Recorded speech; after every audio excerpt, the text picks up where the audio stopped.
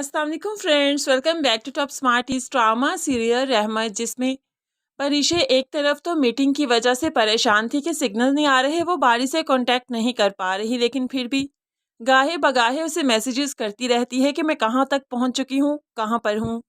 ऐसे में वो अपने घर के मसलों में भी इस कदर उलझी है कि बारी को इनमें उलझाना नहीं चाहती। तभी तो अयान के साथ सीधा घर पहुंच गई और बारी से कह दिया कि मैं वहां पर पहुंच चुकी हूं, जबकि बारी जो इसका पीछा कर रहा था, उसने देखा कि जब परीशा ने मैसेज किया मैं घर पहुंच चुकी हूं, उसके 5 मिनट बाद वो अयान की गाड़ी से उतरी थी। तो बस यहाँ पर बारी का मूड ऑफ हो गया।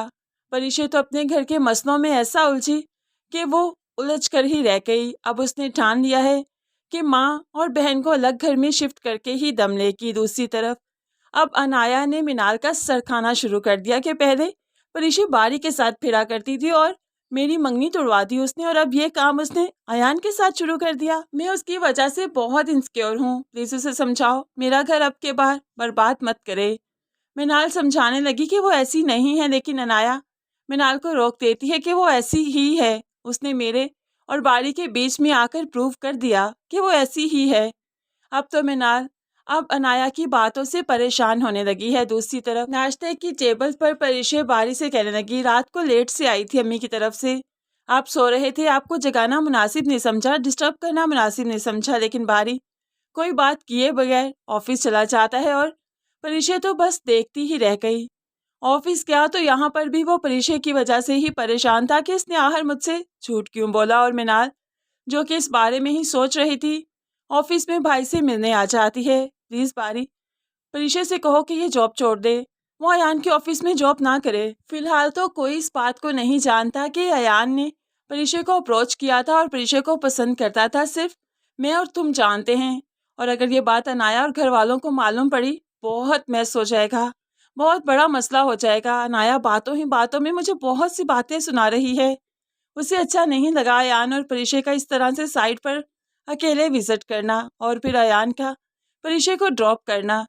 बारी भी इसी चीज़ में ही गुम है कि वो कैसे परीशा से कहे कि ये जॉब छोड़ दे है। परीशा जॉब नहीं छोड़ सकती क्योंकि वो बहुत भारी भरकम लोन ले चुकी है। बारी ऑफिस से आया तो परीशा फिर से बात करती है, बारी इस तरह से खामोश क्यों हो, कोई बात तो करो। तो बारी कहने लगा, मैंने कभी तुम पर कोई पाबंदी लगाई, कभी तुम्हें किसी बात से रोका जो तुम मुझसे झूठ बोलती हो?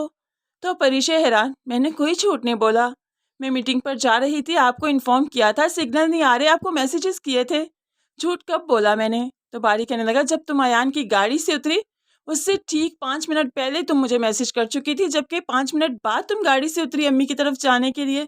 ये झूठ नहीं तो और क्या है?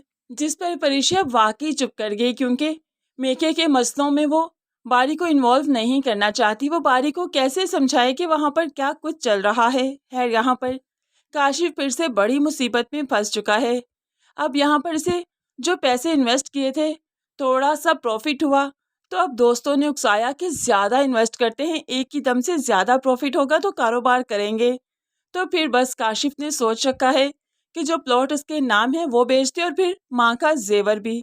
अब ये सब कुछ जब वो बेचने चलेगा तो तब वो पकड़ा ही जाएगा और तब सारे मामला क्लियर हो जाएंगे कि सब कुछ काशिफ कर रहा है, जूबी और जुबैदा ने कुछ नहीं किया। इस तरह से कुदरत जूबी और जुबैदा का साथ देगी और फिर रुमैसा बेगम किसी को मुंह दिखाने के काबिल नहीं रहेगी।